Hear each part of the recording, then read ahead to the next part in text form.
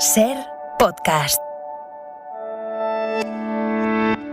Hola, soy Javier Ruiz y esto es Hora 25 de los negocios. Hoy, las nuevas pensiones. Votación de la enmienda a la totalidad de devolución al proyecto de ley de garantía del poder adquisitivo de las pensiones y de otras medidas de refuerzo de la sostenibilidad financiera y social Así del se ha sistema votado público de hoy en el pensiones, Congreso. presentada por el Grupo Parlamentario Popular en el Congreso. Comienza la votación. Con Presentes la oposición del 129 PP, más 219 votos emitidos telemáticamente, sí 33 más 110 votos emitidos telemáticamente, no 96 más 98 votos emitidos telemáticamente, abstención 11 votos emitidos que ha sido telemáticamente. rechazada. En consecuencia, queda rechazada la enmienda a la totalidad. Las pensiones cambian de régimen y el Ejecutivo aprueba un nuevo sistema de pensiones que, 1, responde al Pacto de Toledo y 2, tiene 3 pilares a partir de ahora. Primer pilar, se va a revalorizar las pensiones con el IPC, es decir, todo lo que suban los precios será lo que empaten las pensiones. Hay, por tanto, una primera garantía de que no perderán poder adquisitivo. Hay una segunda columna, y es el fin del factor de sostenibilidad que introdujo el Partido Popular en el año 2013 en la reforma de Mariano Rajoy. Ese factor pretendía bajar las pensiones cuando se alargara la vida. Eso desaparece también.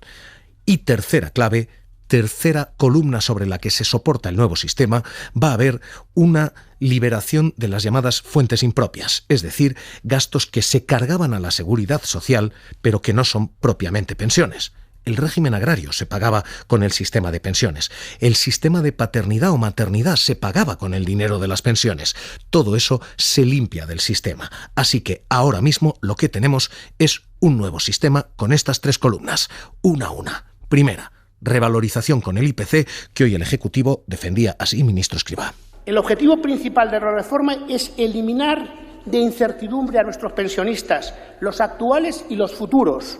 Por ello, su elemento fundacional es la garantía permanente del poder adquisitivo de las pensiones, un principio central que acordaron ustedes en esta Cámara y que esta reforma asume como suyo, estableciendo un nuevo mecanismo que asegura de forma clara el derecho a la revalorización de las pensiones de acuerdo con el incremento del coste de la vida. Primera clave, revalorización del IPC, revalorización de las pensiones con el coste de la vida. Jordi Fábrega, ¿qué tal? Muy buenas noches. Hola, buenas noches. Esto sale adelante ¿en qué términos?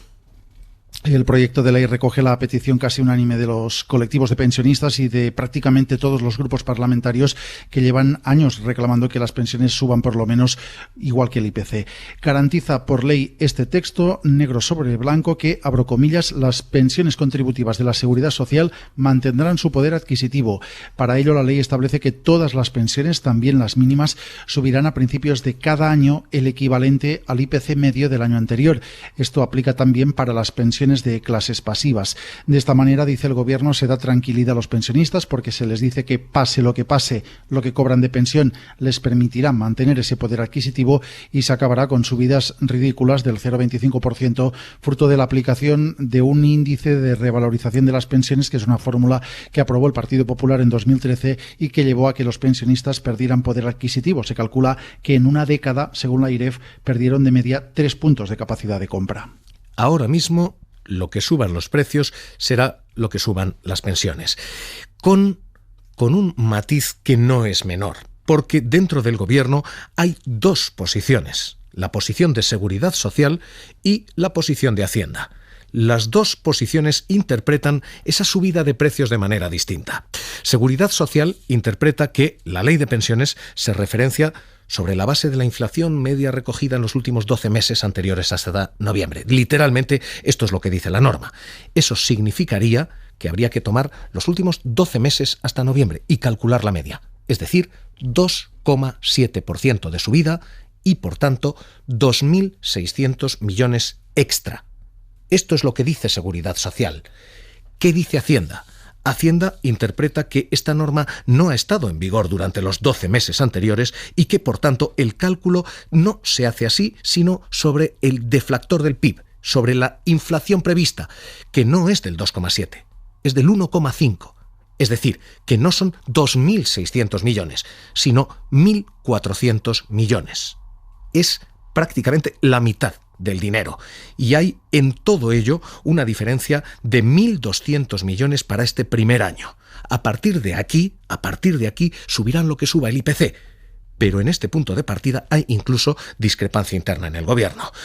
Hoy vamos a cambiar este esquema de presentarles los datos y analizarlos después para hacer el análisis simultáneo, porque las 3 columnas que les contamos, revalorización con el IPC, factor de sostenibilidad y fuentes del sistema, las 3 requieren análisis con calma y paso a paso. Así que, Diego Valero, director del Global Pensions Program, ¿qué tal? Muy buenas noches. Hola, buenas noches. ¿Qué tal, Javier? Primera clave, esta revalorización con el IPC. Esto garantiza que las pensiones no van a perder poder adquisitivo, pero ¿esto se puede pagar? No, se puede pagar. Bueno, habrá que pagarlo, evidentemente, porque es una necesidad real de toda la población y porque es de justicia que los pensionistas mantengan su poder adquisitivo. Lo que es evidente es que hay que hacer otras cosas, tocar otras cosas para que esto se pueda pagar. Estabas comentando tú ahora la discrepancia esta entre ministerios para interpretar cómo se hace, sea cual sea el resultado. Lo que sí es cierto es que prácticamente cada punto adicional de subida de las pensiones son más de 1.000 millones de euros. Por lo tanto, no estamos hablando de cualquier cosa. Y esto que antes no estaba, ahora sí está y por tanto se tiene que pagar. Entonces habrá que buscar financiación suficiente para poder pagar esto. Voy al segundo punto, vuelvo con usted. Segundo punto, segunda columna que soporta este nuevo sistema de pensiones, visto el revalorizarlas con el IPC. Segunda columna, factor de sostenibilidad. Decae el esquema que diseñó el Partido Popular en el año 2013. Vivir más significaba cobrar menos. Hoy el Ejecutivo defendía ese caer, tumbar el factor de sostenibilidad así. Pero no se dan cuenta que esto es una barbaridad, que esto no lo hace nadie en el mundo, que es un disparate, que ustedes mismos dejaron de aplicarlo, es que ustedes mismos dejaron de aplicar esta reforma, es que se echaron para atrás y ahora vuelven otra vez. Pues los pensionistas y los futuros pensionistas de España tienen que saber que esto es recorte de gasto para quizá hacer otras cosas en otro sitio de los que no nos enteramos. Jordi Fábrega, Jordi, segunda clave, decae el factor de sostenibilidad. Sí, es en realidad un mecanismo que ahora se deroga, pero que nunca se ha aplicado. Lo que hacía este mecanismo es vincular la pensión inicial al aumento de la esperanza de vida. Se tenía en cuenta ese aumento de la esperanza de vida a la hora de calcular cuánto tenía que cobrar un pensionista cuando se jubilaba. Cuanto más era la esperanza de vida, menor era la pensión inicial. Este factor se introduce en la reforma de 2013 y en ella se dice que se empezará a aplicar en 2019, pero no se aplicó, se suspendió su entrada en vigor y ahora se deroga sin que se haya aplicado nunca. Lo que se hace en la ley que se ha visto hoy en el Congreso es derogarlo y sustituirlo por un nuevo mecanismo del que sabemos el nombre, Mecanismo de Equidad Intergeneracional, pero no sabemos en qué consistirá. Gobierno y agentes sociales tienen hasta mediados de otoño para pactarlo y la falta de concreción de este mecanismo es uno de los asuntos que todos los grupos parlamentarios le han reprochado hoy al Gobierno en el Congreso, porque dicen que lo que está haciendo Escrivá es presentar una reforma por fascículos. Diego Valero, ese factor de sostenibilidad desaparece. ¿Esto de equidad intergeneracional va a ser lo mismo? Al final, si se vive más, ¿vamos a tener que cobrar menos? Muy probablemente. El factor de equidad intergeneracional ya existía en la famosa ley de Zapatero del 2011. Lo que pasa es que lo que sí hemos podido ver es que las reformas del 2013, que fueron unilaterales y que no hubo acuerdo parlamentario ni acuerdo social, han decaído. Hay que tener en cuenta que todos los países de nuestro entorno, prácticamente todos, tienen algún tipo de factor de sostenibilidad para ajustar las cuentas de la seguridad social para que en momentos críticos no decaigan y se puedan seguir pagando las pensiones.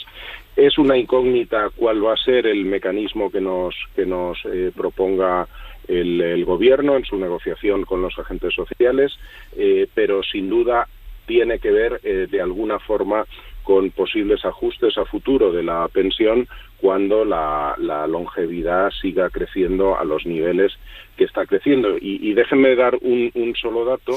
Pensemos que cada 10 años que pasan vivimos 4 años más, y eso es muchísimo. Afortunadamente. Y además nuestra esperanza de vida saludable, digamos, es decir, el tiempo que vivimos bien, también cada vez crece más. Por lo tanto, es justo y razonable que tengamos una buena pensión, pero que sepamos que esa pensión es sostenible en el tiempo. Esta segunda pata, hemos visto la de equiparar las pensiones a la subida de la cesta de la compra. Hemos visto la del factor de sostenibilidad, segunda columna, nos queda la tercera, gastos impropios. Hasta ahora con el dinero de las pensiones se pagaban cosas que no eran pensiones. Ya les digo, régimen agrario, permisos de paternidad, maternidad y una serie de cuestiones que ahora desaparecen. El ministro decía para limpiar el balance, para aclarar qué se paga con las pensiones y que no son deficitarias. Con estos pasos que estamos dando en este momento, yo creo que clarificamos la sostenibilidad del sistema hasta el año 2025 y más o menos. A partir del año 2025 sabemos que España tiene la jubilación de lo que llamamos baby boomers. Jordi Fábrega, esto significa, en términos globales hay hasta 23.000 millones, pero para empezar, esto significa algo menos, pero muchísimo dinero. Sí, 18.000 millones es lo que se calcula en el techo de gasto que se acaba de aprobar, que asumirá el año que viene el Estado de estos gastos impropios que hasta ahora asumía la Seguridad Social. Lo que se quiere hacer con este cambio es que las cotizaciones sociales que se ingresan a la Seguridad Social sirvan para pagar exclusivamente las pensiones contributivas de la Seguridad Social y que todo lo demás se financie por otras vías, básicamente transferencias del Estado. Este cambio quiere acabar con la idea de que el sistema de Seguridad Social es deficitario por definición y también preparar las arcas para la jubilación del baby boom. En la práctica esto no supone eliminar el déficit, solo trasladarlo de carpeta.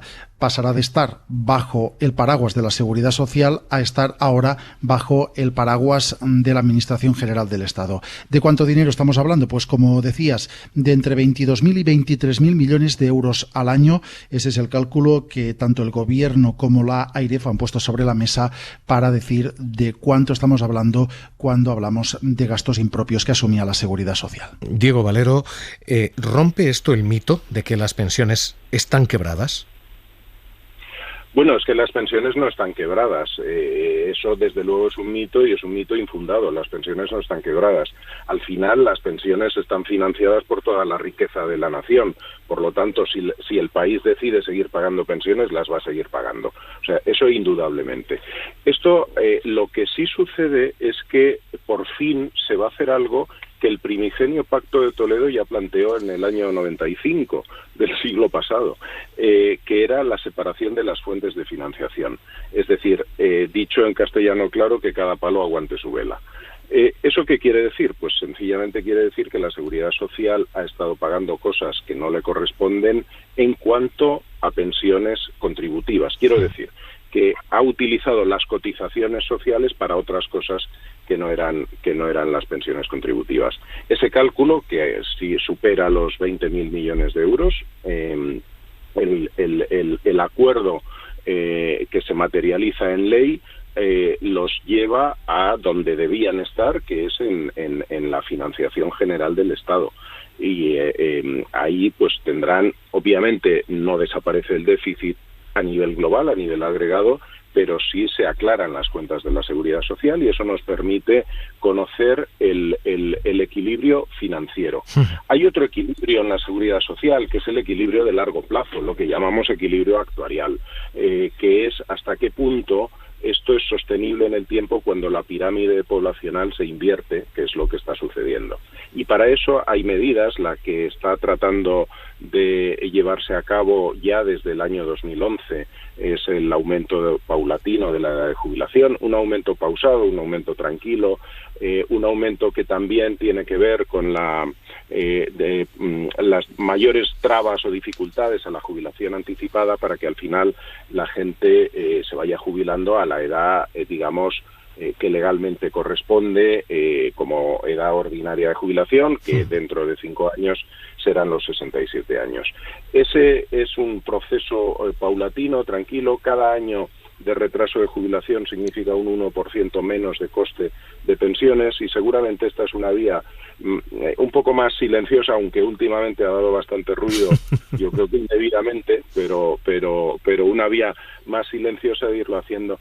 Y al final, Javier, si una persona de 30 años le dicen ahora que en lugar de jubilarse a los 67 se va a jubilar a los 69, por ejemplo, no es problema. El problema es que se lo digan a alguien que tenga 65 años, que le digan, no, usted trabaje 3 años más, ¿no?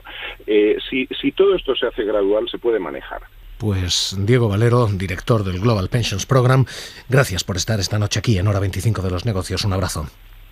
Gracias, buenas noches, un abrazo. De hecho, hoy el ministro de Seguridad Social desmentía que se vaya a retrasar la edad de jubilación, desde luego a los 75 años, como parecía leerse este fin de semana de sus declaraciones. Hoy Escrivá decía: España no necesita cambiar su edad de jubilación, es adecuada y suficiente. Lo que sí debemos conseguir es que la edad efectiva de jubilación, la edad media a la que de hecho se jubilan nuestros pensionistas, se aproxime a la establecida por la ley. Es decir, 67 años. Esto, y nada menos que esto, revalorización con el IPC, fin del factor de sostenibilidad, separación de fuentes de financiación, edad a los 67, nada menos que esto, es lo que hoy ha aprobado el Congreso. Y todo esto es lo económico. Y todo esto es lo que se ha hecho con el consenso del diálogo social y de prácticamente todas las fuerzas políticas. Porque todo esto es lo económico y a partir de aquí, todo lo que se podía hacer mal en política se ha hecho mal, todo, desde el principio. Votación del informe de evaluación y reforma del Pacto de Toledo aprobado por la Comisión de Seguimiento y Evaluación de los Acuerdos del Pacto de Toledo. Desde la votación del Pacto de Toledo, que fue prácticamente unánime y en el que el Partido Popular dijo sí, con un Pablo Casado que escuchaba esta votación.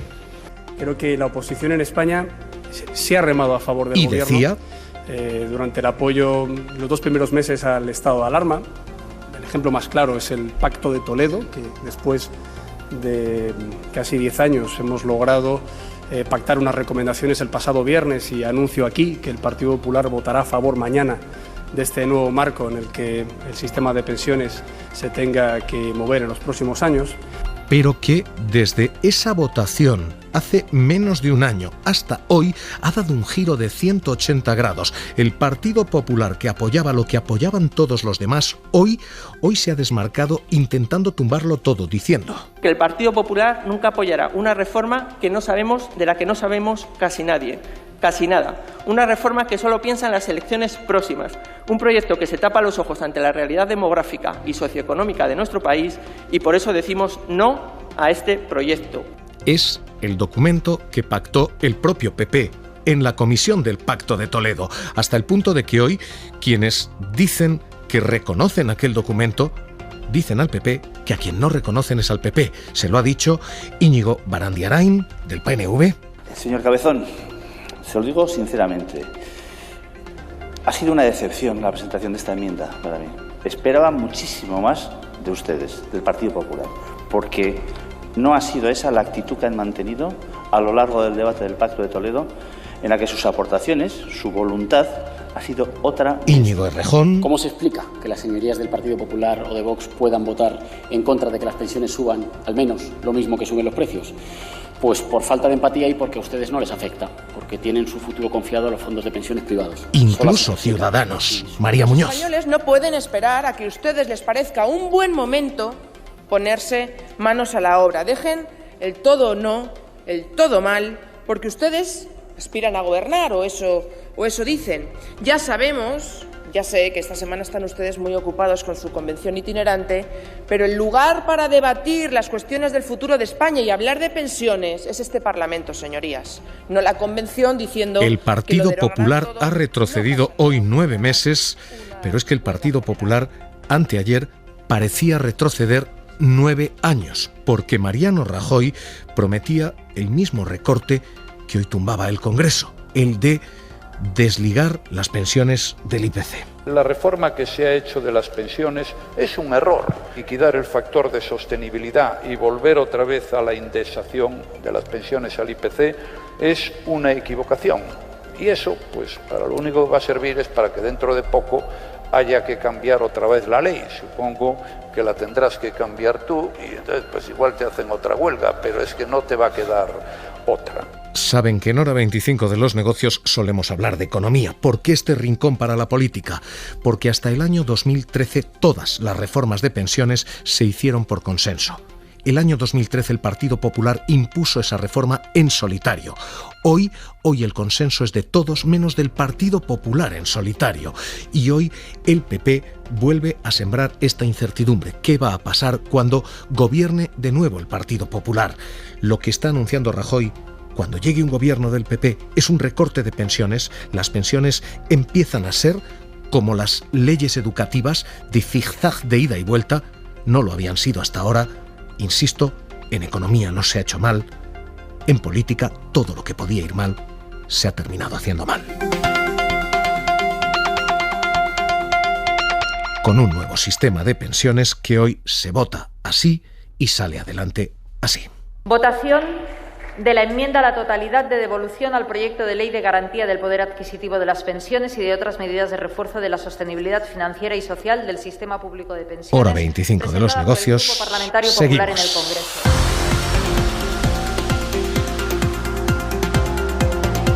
Suscríbete a Hora 25 de los negocios. Todos los episodios y contenidos adicionales en la app de Cadena SER y en nuestros canales de Apple Podcast, Spotify, iVoox, Google Podcast y YouTube.